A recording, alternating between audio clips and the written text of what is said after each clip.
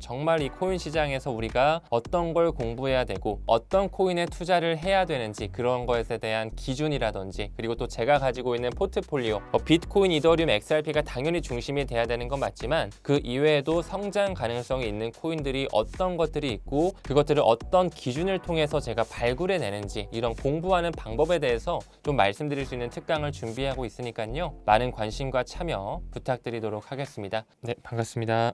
네, 저는 리플 빅뱅의 저자이자 현재 타임 레버리지라고 하는 유튜브 채널 운영하고 있는 문창훈이라고 합니다. 이렇게 만나뵙게 돼서 반갑습니다. 비트코인 상승으로 리플의 가격 또한 덩달아 올랐는데요. 리플 하반기 전망 어떻게 보시나요? 네, XRP 같은 경우도 최근에 한 4,000원 잠깐 찍었다가 지금은 또 다시 한 3,000원 중후반대 왔다 갔다 하고 있는데요. 비트코인이 지금 좋은 흐름 보여줬던 것처럼 알트코인들, 이제 알트코인의 대표적으로 이제 이더리움, XRP를 들 수 있을 것 같은데, 저는 올해 하반기에 알트코인 시즌이 한번 좀 올 수 있다라고 생각을 해요. 그래서 XRP도 역시나 굉장히 좋은 흐름을 한번 좀 연출할 수 있지 않을까. 그래서 최근에 나쁘지 않은 상승이 한번 있었고 지금은 조금 다시 차익 실현 물량을 소화하고 있는데, 오히려 좀 이렇게 천천히 바닥을 다지면서 발사대를 잘 이렇게 구축을 해놓고 어느 순간 한 번에 소송에 대한 마무리라든지 블랙록의 현물 ETF 신청이라든지 여러 가지 스테이블 코인 법안과 시장 구조 명확화 법안, 클래어리티 법안, 이런 것들이 좀 통과되면서 이더리움을 필두로 한 알트코인에 대한 어떤 대상승장에서 XRP 또한 매우 좋은 흐름을 좀 나타낼 수 있지 않을까. 그래서 올해 하반기를 매우 좀 저도 긍정적으로 기대하고 있고 굉장히 좀 설레는 마음으로 같이 투자를 이어가고 있습니다.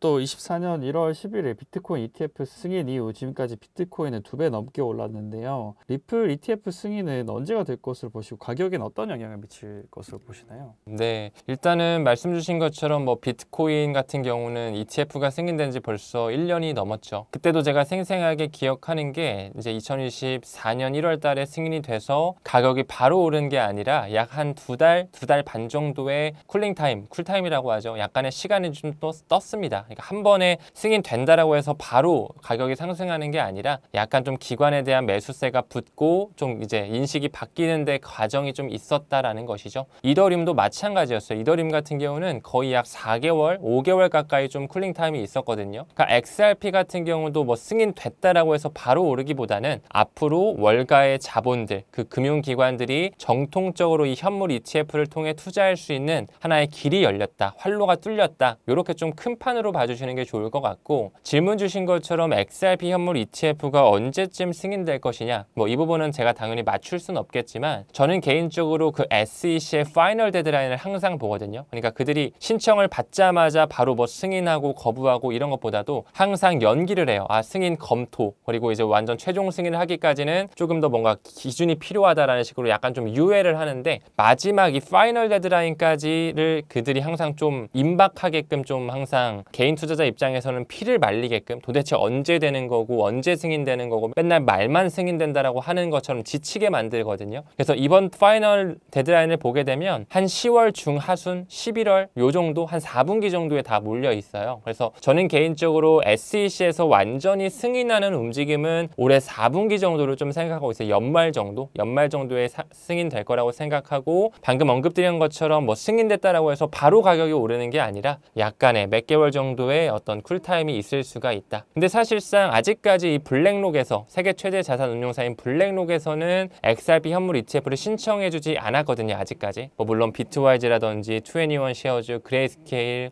그리고 1조 달러 이상을 운용하고 있는 프랭클린 템플턴과 같은 미국의 굵직굵직한 자산 운용사들은 다 XRP 현물 ETF를 신청했어요. 또한 최근에 이제 선물 ETF라고 해가지고 테일크림이라든지 이제 조만간 프로쉐어즈의 2배 롱 레버리지 선물 ETF가 출시되거든요. 그런 것들만 미뤄보더라도 결국에는 승인이 될 수밖에 없을 것이다. 또한 최근에 그 프로쉐어스의 울트라 XRP 선물 ETF, 방금 언급드린 2배롱 레버리지 이 선물 ETF가 미국의 중앙 예탁기관인 DTCC라는 곳에 티커명이 상장됐어요. 그 말은 즉슨 거래가 시작이 조만간 될 것이며 결국에는 이제 전통 금융과 연결되는 현물 ETF까지 뚫릴 수 있다는 것을 시사하기 때문에 매우 고무적인 움직임이라고 볼 수가 있습니다. 그래서 결국 결국에는 일단 SEC와 리플의 소송이 완전히 좀 합의로 끝나주고 이게 첫 번째 스텝일 것 같고, 두 번째로 그 1.5경 원 이상을 운용하고 있는 자산운용사 1등 자산운용사인 블랙록에서 신청하는 움직임. 그래서 결국에는 올해 4분기 정도의 승인이 될 것이다. 근데 이제 가격적인 퍼포먼스랑 가장 연관되어 있는 하나의 트리거 포인트는 아마도 블랙록에서 XRP 현물 ETF를 공식적으로 신청했다라는 그 소식, 그 기사와 함께 XRP의 가격이 조금 우리가 생각하는 것 이상으로 좋은 흐름 충분히 좀 발사될 수 있지 않을까 기대하고 있습니다. 그래서 이번 비트코인 상승에 리플이 더 오르면서 많은 분들께서 리플에 주목을 하고 있는데요. 2017년 리플의 엄청난 상승을 재현하는 것이 아닐까 하는 그런 기대도 커지고 있는 시점인데, 현 시점에서 그런 기대를 품는 가장 결정적인 이유는 무엇이라 할 수 있을까요? 일단은 말씀 주신 것처럼 리플 XRP 같은 경우는 2017년 말, 2018년 초 이때 두 번째 반감기 사이클 때 굉장히 큰 상승을 했었어요. 그때 거의 9개월 동안 6만% 정도의 상승을 보여줬던 이력이 있거든요. 굉장히 큰 상승이었죠. 그때 당시 이제 XRP 가격이 하나 5,000원 정도까지 갔다가 지속적으로 이제 소송에 눌리고 뭐 리또속이라고 하는 그런 약칭도 나오면서 사실 개인 투자자들한테 약간 학을 떼는 듯한 그런 어떤 포지셔닝이 됐었죠. 근데 이제는 정말 소송이 좀 마무리되는 과정에 있고 이제는 정말 퀀텀 점프가 나올 수밖에 없다라고 생각을 합니다. 그 프랙탈 관점으로 미뤄보더라도 그 17년도, 18년도 그 엄청난 상승을 보여줬던 그 패턴과 지금 현재 25년도에 보여주는 그 패턴이 매우 유사하거든요. 그렇기 때문에 올해 2025년 하반기가 조금 더 기대할 수 있는 시간이라고 생각을 하고, 무엇보다도 최근에 리플사의 그 횡보가 범상치가 않습니다. 리플사에서 지금 RLUSD라고 하는 달러 기반 스테이블 코인을 이제 찍어내고 있는데 벌써 출시 약 7개월 만에 시가총액 5억 달러가 넘어갔고요. 그뿐만 아니라 그 수탁 자체를, 보관 자체를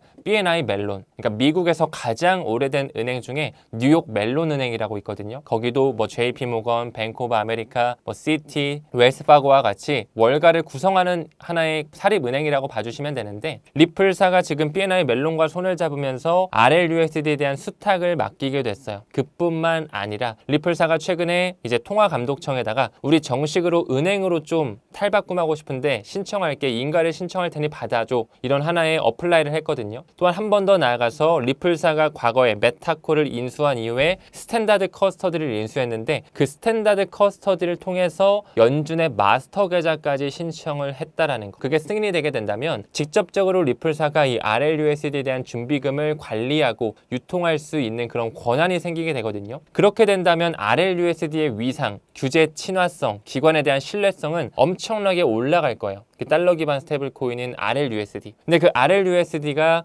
이더리움 메인넷뿐만 아니라 리플 원장 메인넷에도 주조가 되거든요. 그럼 그게 거래가 활발하면 활발해질수록 리플과 이더리움 더더욱 많이 이제 소각이 되면서 가스비로 없어지면서 결국에는 가치 반영이 이루어질 수밖에 없겠죠. 그렇기 때문에 저는 결국에는 리플뱅크라고 하는 은행의 인가 신청뿐만 아니라 이 스탠다드 커스터디를 통한 연준의 마스터 계좌 역시 반드시 승인될 것이다. 또한 최근에 이 RLUSD가 스위스의 규제를 받고 있는 아미나 은행이라고 있어요. 거기서도 채택을 받으면서 이제 전통금융에서도 활용될 수 있는 실사용 사례가 인정되고 있고, 그뿐만 아니라 알케미페이라든지 또한 최근에 코인미, 오픈페이드와 같은 여러 가지 결제 플랫폼 회사들과 리플의 RLUSD가 손을 잡으면서 지금 이제 도매용 결제, 기관용 결제에서 실제로 쓸 수 있는 어떤 토대가 마련되고 있어요. 그러니까 한마디로 아직까지 소송 때문에 조금은 가격이 눌려 있지만 리플사의 어떤 BNI 멜론과 같은 전통금융권과의 파트너십이라든지 RLUSD에 대한 마스터 계좌 신청, 이런 움직임만 미뤄보더라도 결국에 XRP가 유틸리티로 활용될 수밖에 없는 시기, 올해 하반기, 내년까지 생각한다면 정말 큰 퀀텀 점프가 나올 수 있지 않을까라고 생각하고 있고, 또 한 가지 좀 포인트로 말씀드릴 수 있는 것이 최근에 연준의 페드와이어 펀드 서비스, 이제 기관급 미국 은행 중에 기관 자금을 이동할 수 있는 하나의 작은 파이프라인이 이제 페드와이어 펀드 서비스거든요. 그 안에 새로운 국제 메시지 표준인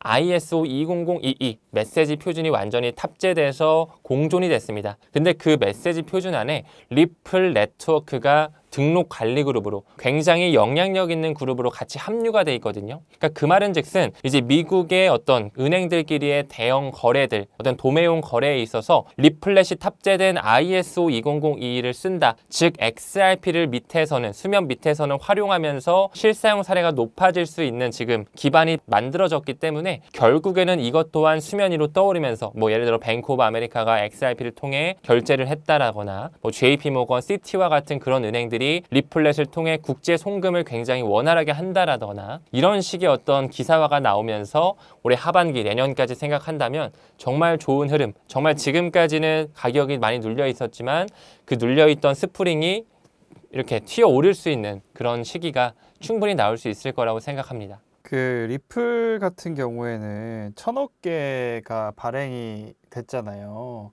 근데 이게 리플 스테이블 코인이 사용되면은 결국엔 리플의 소각이 진행되면서 총 개수도 줄어들 거라고 말씀하셨는데 이 소각되는 양이 어느 정도로 예상되시고 이 가격에는 또 어떤 영향을 미칠 것으로 보시나요? 사실 이제 리플 XRP를 우리가 공부하고 투자할 때 반드시 알고 투자해야 되는 부분 중 하나가 토크노믹스라고 합니다. 토크노믹스. 이제 토큰과 이코노믹의 합성어거든요. 그러니까 이 코인이 몇 개가 발행이 됐고 소각 구조는 어떻게 되고 총 발행량, 유통량은 몇 개고 뭐 이런 거를 이제 우리가 통틀어서 토크노믹스라고 하는데 PD님 말씀 주신 것처럼 XRP 같은 경우는 1,000억 개로 딱 이제 수량, 총 발행량이 고정되어 있습니다. 추가적으로 더 찍어낼 수도 없어요. 근데 이제 많은 분들께서는 이 1,000억 개라는 수량이 너무나 많다라고도 생각을 하시죠. 충분히 일리가 있는 말이고 객관적으로 생각을 해도 비트코인만 보더라도 2,100만 개로 제한되어 있는데 XRP는 1억 개도 모자라서 100억 개, 1,000억 개 너무나 많은 숫자라고 볼 수가 있습니다. 하지만 그럼에도 불구하고 앞으로의 RLUSD의 활용성 그리고 리플 네트워크를 필두로 한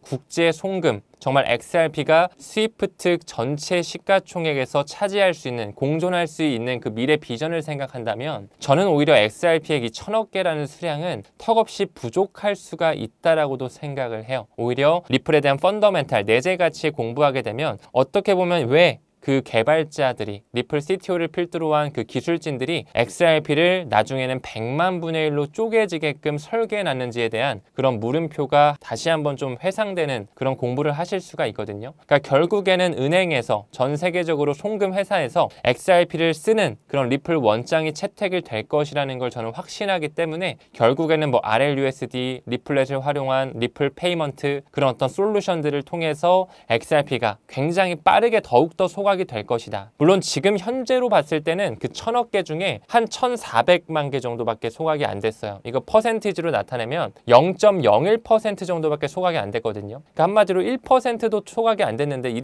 이렇게 한다면 어느 세월에 소각이 다 되느냐 이렇게 네거티브하게 보실 수도 있겠지만 지금까지 그 금융 엘리트 세력들이 2004년도부터 해가지고 ISO 2002 메시징 표준을 만들었고 지금 여러 가지 뭐 영국의 챕스라든지 최근에 미국의 페드와이어 펀드 서비스라든지 유럽을 기반으로 한 타겟2라든지 점점 이 ISO 2002로 전환해가는 시기를 맞아가고 있거든요. 이제 올해 연말이면 스위프트에서 전체적으로 이 ISO 2002를 완전히 받아들일 수밖에 없는 시기가 옵니다. 그 말은즉슨 리플렛을 쓸 수밖에 없는 시기가 온다라는 것이죠. 이 도매용 CBDC와 소매용 CBDC, 도매용에는 XRP가 쓰일 것이고요. 소매용에는 리플사에서 2014년에 나가가지고 제드 맥킬럽이라고 하는 초기 개발자가 만든 스텔라 루멘이라는 코인이 있어요. 딱 이 도매용과 소매용 영역이 나눠져 있는데 저는 앞으로 이 ISO 2002 시대가 도래하고 공존하게 됐을 때 XRP와 XLM 이 두 가지 코인이 굉장히 큰 유틸리티를 가져가면서 전통 금융에서도 쓰이고 여러 가지 글로벌 송금 회사, 자금이체 기업들에게서도 쓰일 수밖에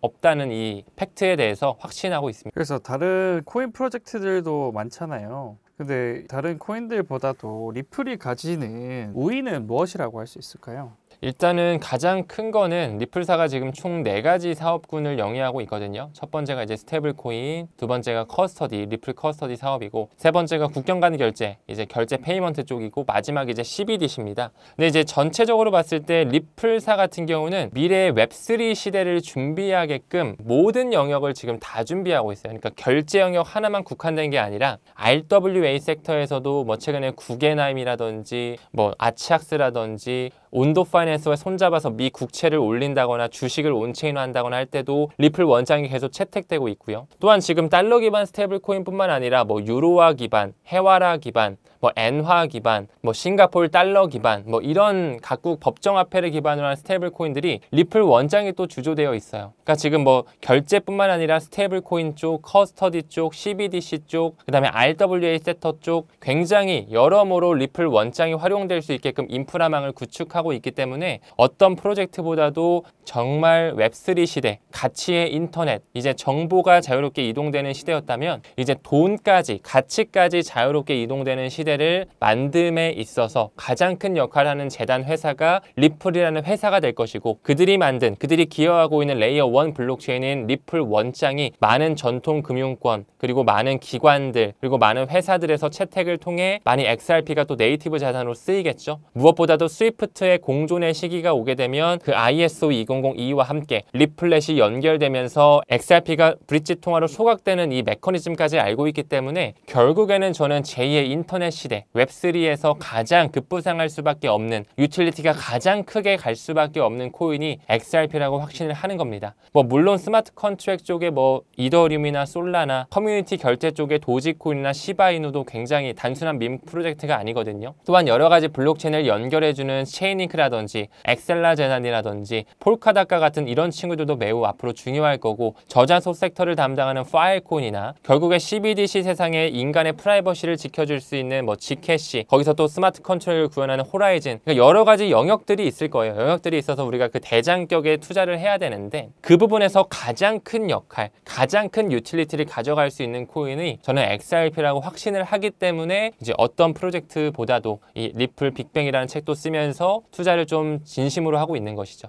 그래서 리플의 가치를 믿고 투자하시는 분들이 많은데요. 리플이 잠재적으로 도달할 수 있는 가격은 어느 정도라고 보시나요? 네, 뭐 가격적인 부분은 제가 뭐 함부로 말하기가 되게 조심스러워요, 사실. 뭐 지금까지 약 7년 정도가 눌려져 있었거든요, 가격이. 그러니까 2017년도, 18년도 그 두 번째 반감기 사이클 기준으로 해서 그때 당시에 비트코인이 2천만 원대였어요, 2천만 원대. 근데 지금 뭐 1억 5천, 1억 6천 하죠. 엄청난 퀀텀 점프를 보여줬어요. 2017년, 18년도에 비트코인이 2천만 원대였다면 이더리움은 200만 원대였습니다. 200만 원 초중반대였는데 지금은 뭐 아무리 많이 릿도속뿐만 아니라 잇도속이라는 말이 나왔어도 그거보다는 올랐던 이력이 있었잖아요. 뭐 저번 사이클에 500만 원 후반대까지 갔고 지금도 이제 뭐 300만 원 후반, 400만 원 초반대 왔다 갔다 하는데 조만간 이제 이더리움도 가겠죠. 근데 이제 리플 XRP 같은 경우는 17년도, 18년도 때 5천 원까지 갔는데 저번 사이클에는 2,800원, 2,500원 요 정도까지 못 갔어요. 지금도 뭐 해봤자 4천 원. 그러니까 아직까지 그 17년도, 18년도 그 고점을 못 넘은 거죠. 너무나 오랜 시간 동안 못 넘었기 때문에 에너지가 정말 많이 응축되어 있었을 것이다. 그만큼 이제 세력들이 다크풀 거래를 통해서 UR을 그린다 그러죠. 차트를 그린다고 하는 건데 그 정도로 릿도속을 만들어내고 개인 투자자들을 얼씬도 못하게끔 소송으로도 누르기도 하고 그렇다 보니까 가격적인 부분이 매우 좀 지지부진했습니다. 아직까지도 너무나 저평가되어 있는 코인이죠. 근데 이제 앞으로 법과 제도가 만들어지고 소송이 끝나고 현물 ETF가 다가오고 그 다음에 ISO 2002 금융에 대한 판 자체가 바뀌게 됐을 때 XRP가 쓰이게 된다. 이런 시대가 오게 된다면 XRP는 제가 생각하는 것 이상으로 좀 좋은 파급 효과를 나타낼 수 있지 않을까. 가격 질문 주셨으니까 말씀을 좀 드리자면 최근에 브래드 갈링하우스 리플의 CEO거든요. 리플의 CEO가 이런 말을 했습니다. 향후 5년 내에, 향후 5년이면 한 2030년 정도 바라보는 거죠. 2030년도까지 스위프트의 시장 규모의 약 14%를 XRP가 차지할 것이다. 왜냐면 지금 스위프트가 ISO 2002 탑재하고 있고 결국에는 여기 안에 지금 리플렛이 들어있는 걸 알기 때문에 이런 말을 한 거죠. 근데 지금 스위프트 시장 규모 하루 거래량 자체가 대략 5조 달러 정도가 되거든요. 2023년 기준. 지금은 조금 더 아마 늘었을 텐데 그 5조 달러 기준으로 해서 연간 결제치 거기서 리플 XRP가 14%의 포션을 가져간다라고 했을 때 어느 정도의 가격 반영이 낼 수가 있냐? 최소 300달러에서 500달러 사이가 나올 수 있다.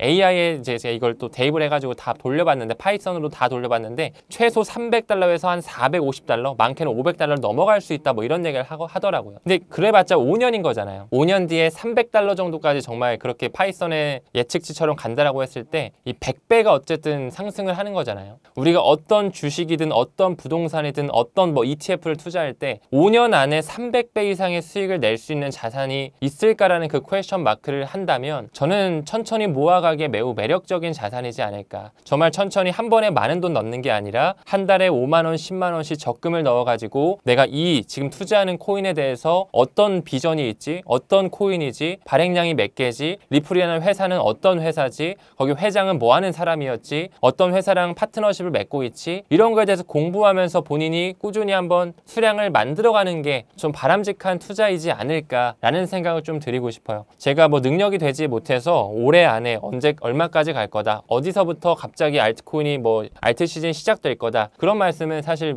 알 수가 없습니다. 사실상 어떤 전문가가 와도 그 부분은 신의 영역이라고 생각을 하는데, 조금만 더 중장기적인 비전으로 바라본다면 정말 XRP 같은 경우는 많이 저평가되어 있고 지금 정말 모아갈 수 있는 매력적인 가격에 위치해 있는 코인이 아닐까라고 생각을 하고 있어요. 또한 많은 분들께서 아직까지 XRP에 대해서 잘 모르기 때문에 그거 한국 사람들이 많이 가지고 있어서 김치 코인 아니야, 뭐 이렇게도 물어보기도 하고, 말씀 주신 것처럼 발행량이 너무 많다라고 하는 그런 부정적인 시선, 뭐 약간 중앙화된 성격을 띠고 있어서 또 그런 네거티브한 시선을 주시기도 하는데, 지금 도널드 트럼프가 비트코인을 비축한다라고 하면서 5개 코인을 찝었죠. 비트코인뿐만 아니라 이더리움, XRP, 솔라나, 에이다, 여기에도 XRP가 지금 들어가 있고, 지금 뭐 블랙록에서도 현물 ETF를 아마 신청할 수밖에 없을 거예요. 이미 많은 자산운용사에 신청도 했고. 그러니까 미국 기반의 코인이고 트럼프도 알아주는 코인, 트럼프를 대통령으로 만들어주는 또 하나의 로비 단체 리플사가 굉장히 크게 기여를 했거든요. 리플을 밀어줄 수밖에 없는 존재가 사실 도널드 트럼프예요.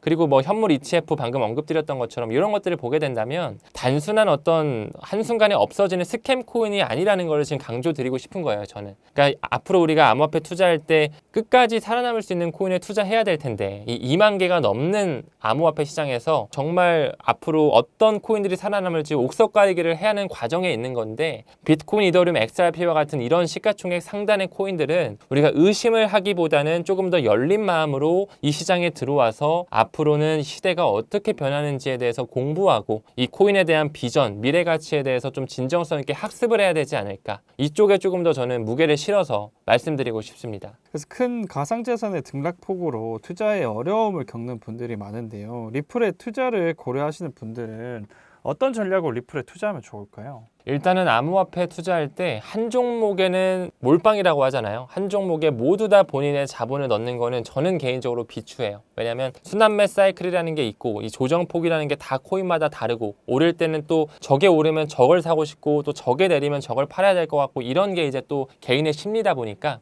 항상 포트폴리오 분산화를 좀 하시고요. 그리고 한 번에 뭐 5천만 원, 억 단위가 넘는 돈을 한 번에 넣는 게 아니라 꾸준하게 DCA라고 하는 분할 매수, 달러 코스트 에버리징, 달러 비용 평균법이라고 하죠. 우리 전통 뭐 금융권에 뭐 시중은행에 뭐 농협은행, 우리은행, 하나은행 이런 데다 적금들 많이 드시잖아요. 한 달에 10만 원, 20만 원씩. 그런 것처럼 이 리플 XRP도 그래 뭐 괜찮아 보이네, 그럼 한 번에 많이 사는 게 아니라 한 달에 한 10만 원, 20만 원씩 천천히 사보지 뭐. 그리고 이제 이번 달 말에 7월 31일에 경제원탑이랑 같이 제가 또 특강을 준비하고 있거든요. 그러니까 어떤 코인을 선택해야 되는지, 그리고 이 코인을 분산화시킬 때는 어떤 영역들이 있는지에 대해서 좀 공부를 당연히 하셔야겠죠. 그래서 끝까지 살아남을 수 있는 코인을 보는 그 옥석 가리기 하는 과정에 있어서 어떤 기준들을 봐야 되고, 왜 이 문작가라는 사람이 이런 코인들에 투자를 하고 있는지, 이런 것들을 좀 종합적으로 보시면서 공부하는 투자에 대한 습관을 좀 기르셨으면 좋겠어요. 그러니까 코인 시장을 뭔가 일확천금에 대한 부를 잃을 거야, 내가 선물 투자해가지고 롱 쳐서 뭐 단타 쳐가지고 돈 벌 거야, 그렇게 생각하시면 사실상 돈 벌기가 매우 어려운 구조가 이 코인 시장이거든요. 웬만하면 현물 투자하시고 한 번에 투자하시는 게 아니라 천천히 적금형으로 모아가시고 이 코인에 대한 펀더멘탈, 내재 가치가 어떤 것들이 있는지에 대해서 본인이 확신을 하셔야만 이 변동성이 큰 시장을 견딜 수가 있어요. 가격이 아무리 내려가도 본인이 이 코인에 대한 확신만 있다면 사실상 가격이 내리는 걸 오히려 땡큐라고 생각하면서 싸게 매집을 하거든요. 그러니까 이거를 시각을 바꿀 수 있는 어떤 진정성 있는 공부 반드시 꼭 하셨으면 좋겠고, 어쨌든 이번 달 말 7월 31일 날 저녁에 라이브를 통해서 여러분들과 특강 진행될 예정이니까요. 많은 관심과 참여해 주셨으면 감사하겠습니다.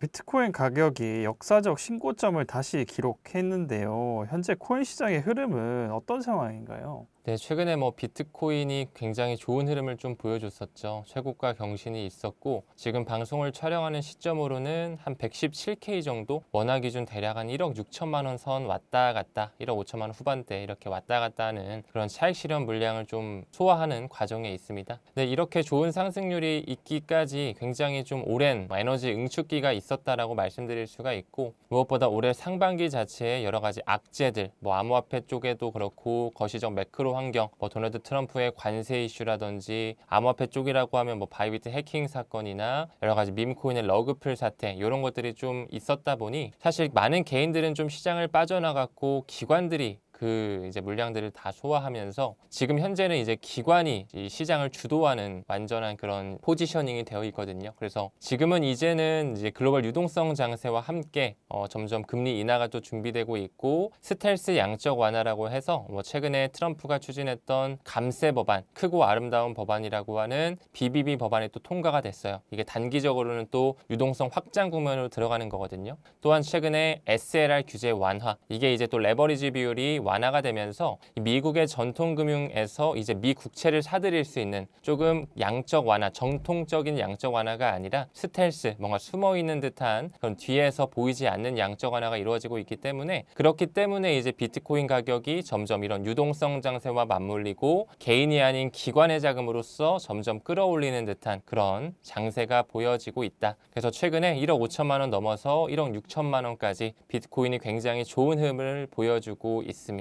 많은 분들이 비트코인의 가격이 본격적으로 상승할 것이다라는 기대가 커지는 시점인데요. 비트코인 가격이 빠르게 상승하고 있는 결정적인 이유는 무엇이라 할 수 있을까요? 일단 가장 크게 말씀드릴 수 있고 직관적으로 말씀드릴 수 있는 건 결국에는 공급 쇼크라고 생각을 해요. 이제 비트코인 같은 경우는 수량이 딱 제한되어 있잖아요. 2100만 개로 딱 제한되어 있고, 꾸준하게 지금 벌써 네 번째 반감기가 이루어지면서 이 블록 보상에 대한 어떤 보상률 자체가 계속 줄어가고 있는데, 지금 현재는 하루에 대략적으로 한 450개 정도의 비트코인이 채굴이 되거든요. 근데 그 450개가 채굴되는 공급량에 비해서 기관들의 수요가 더 큽니다. 그 정도로 지금 뭐 나스닥 상장사에서 비트코인을 막 매집하고 있죠. 뭐 MSTR이라든지 메타플래닛도 마찬가지고, 또한 블랙록과 피델리티, 뭐 그레이스케일과 같은 기관에서도 현물 ETF를 운용하면서 기관들의 순자금, 순유입이 지금 꾸준하게 들어오고 있거든요. 그러니까 한마디로 하루에 450개밖에 채굴되지 않고 전체 공급량은 2100만 개로 픽스가 되어 있는데, 기관들의 매수세, 매집세가 굉장히 크다 보니까 가격적인 부분이 굉장히 좀 빠르게 치고 올라갔다. 또한 한 가지 추가적으로 말씀드릴 수 있는 것은 여전히 현재 온체인 지표라든지 기관들 그리고 개인들, 롱텀 홀더들, 숏텀 홀더들의 지표를 봤을 때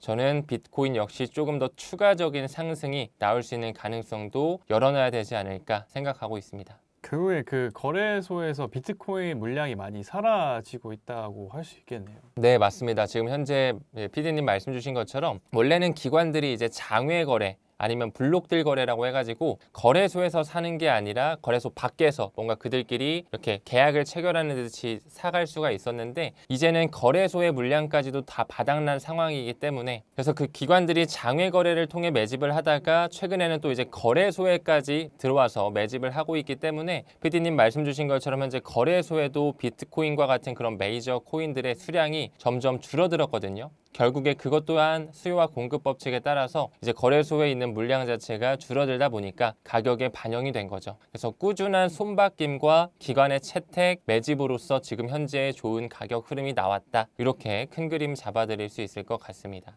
그래서 기업들의 비트코인 매수가 이어지고 있는데, 기업들이 앞다퉈 비트코인을 이렇게까지 매집하는 이유는 무엇이라고 할 수 있고, 또 이런 매수세가 앞으로도 이어질 거라고 보시나요? 네.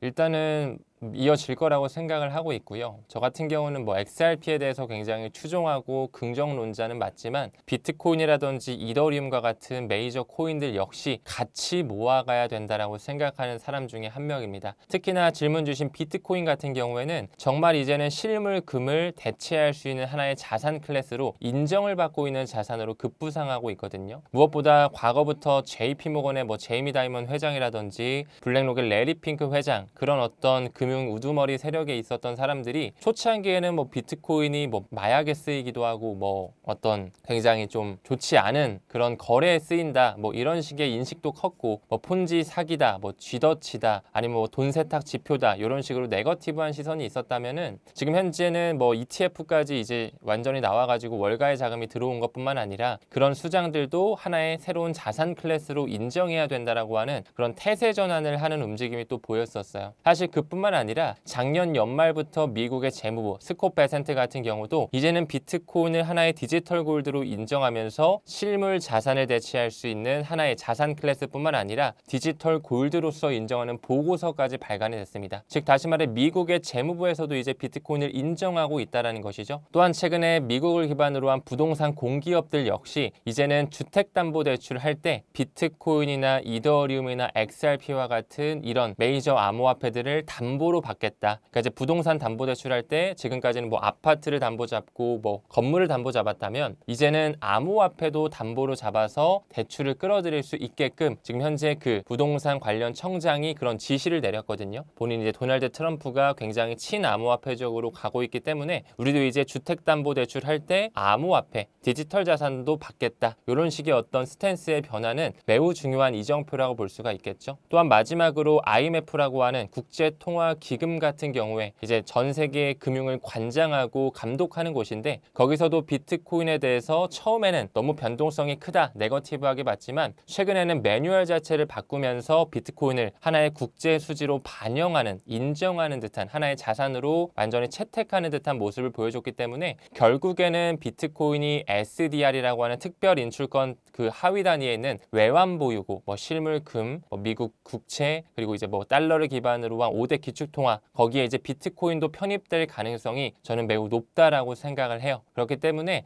앞으로 뭐 스트래티지라든지 뭐 메타플랜이 우리나라에 최근에 비트맥스라고 하는 한국판 스트래티지도 나왔는데 많은 나스닥 상장사에서 이제 비트코인을 더더욱 매집하고 재무 전략으로 채택하면서 글로벌 포모의 시기가 한번 좀 올해 하반기에는 연출될 수 있지 않을까 생각하고 있습니다. 이런 큰 흐름 속에서 비트코인이 그럼 여전히 싸다고 볼 수 있을까요?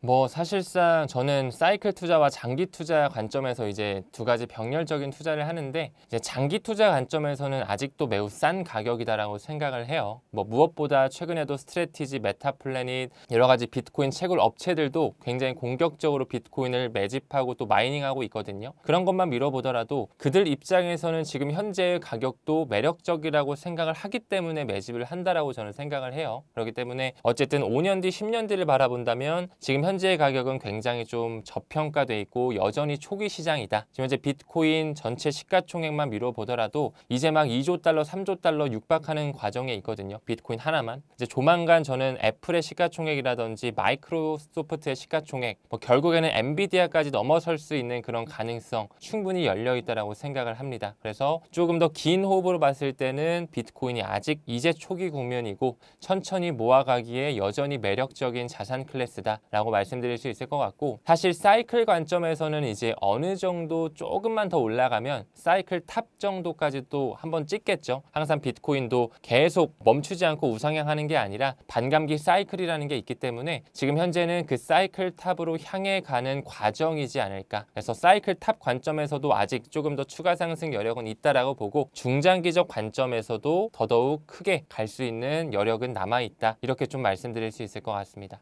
비트코인이 오르면 다른 알트코인들 또한 덩달아 오르기 마련이었는데요. 본격적인 알트코인 상승세는 언제 나올 것으로 보시나요? 일단 뭐 정확히 알트 시즌이 언제쯤 시작한다라고 저도 함부로 예단할 수는 없을 것 같아요. 하지만 무엇보다 지금 현재 미국에서 법과 제도가 만들어지는 과정에 있고 그게 통과되게 된다면 특히나 지니어스 액트라고 하는 그 스테이블 코인 법안이 통과되게 된다면 이더리움이 지금 현재 그 알트코인의 대장으로 역할을 하고 있는데 이더리움이 좀 폭발적인 움직임을 보여주면서 크게 알트 시즌을 불러일으키는 신호탄 역할을 좀 하지 않을까 생각하고 있어요. 왜 그러냐면 지금 현재 스테이블 코인 시장을 전반적으로 봤을 때 약 전체 시가총액 한 2,500억 달러 정도 되거든요. 그 중에 한 97%, 98%가 달러 기반 스테이블 코인입니다. 그 중에서도 한 60% 정도의 비율이 이더리움 위에 주조가 되어 있거든요. 그러니까 지금 뭐 테더사도 있고 서클사도 있고 뭐 리플사도 있고 여러 가지 달러 기반의 스테이블 코인이 막 나오면서 세계적으로 쓰이고 있는데, 정말 미국에서 이제 규제권 하에 들어가고,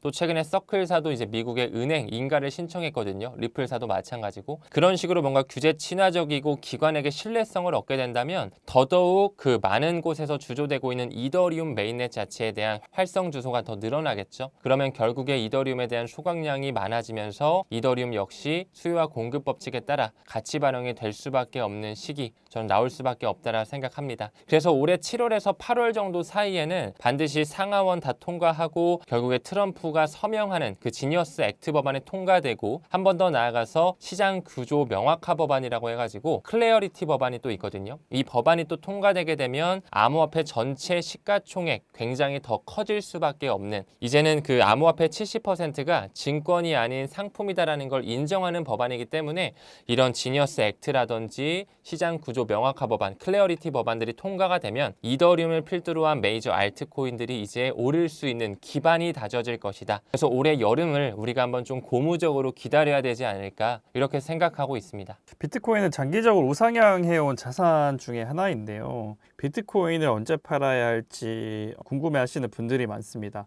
비트코인을 팔아야 할 신호는 무엇이라고 보시나요? 네, 일단 크게 두 가지 정도를 말씀드릴 수 있을 것 같은데, 첫 번째는 이제 블록체인 상에서 뭐 기관들도 사고 팔고 개인들도 사고 팔고 하기 때문에 이 거래에 대한 기록이 남거든요. 이제 그런 거를 우리가 온체인 지표라고 합니다. 그래서 온체인 지표를 볼 때 비트코인이 지금 시가총액 대비해서 저평가되어 있는지 고평가되어 있는지, 뭐 혹은 채굴자들, 이제 미국을 기반으로 한 채굴 기업들이 굉장히 많잖아요. 마라톤 디지털 홀딩스나 뭐 클린스파크, 또 최근에 아메리칸 비트코인이라고 해서 도널드 트럼프 일가도 헛에잇과 함께 같이 그런 채굴 회사를 차렸는데, 그런 채굴자들이 지금 비트코인을 채굴하면서 매도를 하는지 안 하는지, 채굴자의 포지션 지표가 또 온체인 지표로 남아요. 또한 RSI라고 하는 상대 강도 지수, 지금 현재 매수세가 과열 지표인지 아니면 최소화되어 있는 약간 관심이 없는 지표인지, 이런 것들을 좀 복합적으로 보면서 지금 현재 온체인 지표를 봐서 뭔가 지금은 좀 시장이 과열됐다, 아니면 아직 좀 갈 길이 남아있다, 이런 곳에 대한 하나의 지표를 볼 수가 있을 것 같고, 두 번째로는 이제 인간 지표라고 하죠.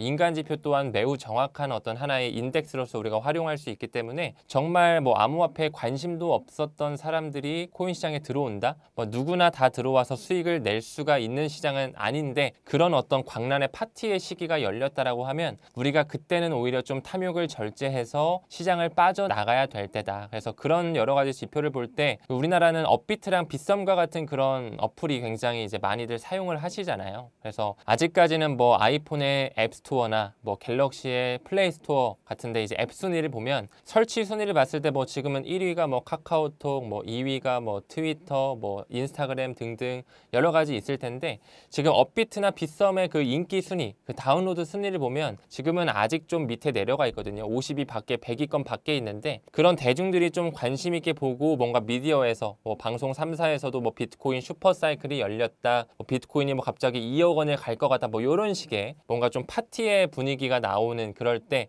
이런 앱 순위가 올라가기 때문에, 그럴 때 우리가 좀 잘 빠져나가야 된다라고 먼저 좀 말씀드리고 싶고, 또 최근에 이 비트코인이 좋은 흐름을 보였던 이유가 기관들의 매수세로, 특히나 이제 미국발 기관들, 그 세력들이 끌어올렸다라고 볼 수가 있거든요. 그 지표 중 하나가 또 코인베이스 프리미엄 지표를 또 봐야 되고, 코인베이스의 앱 순위가 어느 정도냐, 그러니까 코인베이스 프리미엄이 지금 양수냐 음수냐도 볼 필요가 있을 뿐더러, 이 코인베이스 앱 순위 역시 우리나라의 업비트, 빗썸이 많이 다운로드가 된다고 했을 때, 또한 코인베이스 앱 순위가 뭐 지금은 100위권 밖에 거의 200위권에 안팎에 있지만 결국에 이게 또 탑 10 안에, 탑 5 안에 들어오는 시기가 있거든요. 그러니까 그런 것들을 좀 인간 지표로 활용하면서 우리가 온체인 지표와 이런 앱 순위 지표들, 그리고 뭐 비트코인 도미넌스도 볼 수가 있겠죠. 이런 것들을 좀 복합적으로 보면서 본인의 매도 타이밍을 잘 잡고, 한 번에 파는 것보다는 좀 천천히 나눠서, 분할 익절이라고 하죠. 좀 나눠서 포션 뭐 10% 팔고 20% 팔고 더 오르네? 그럼 한 30% 팔고, 뭐 이런 식으로 좀 나눠서 계단식으로 파는 게 조금 더 해보니까 효율적이더라. 이런 부분 좀 말씀드릴 수 있을 것 같습니다.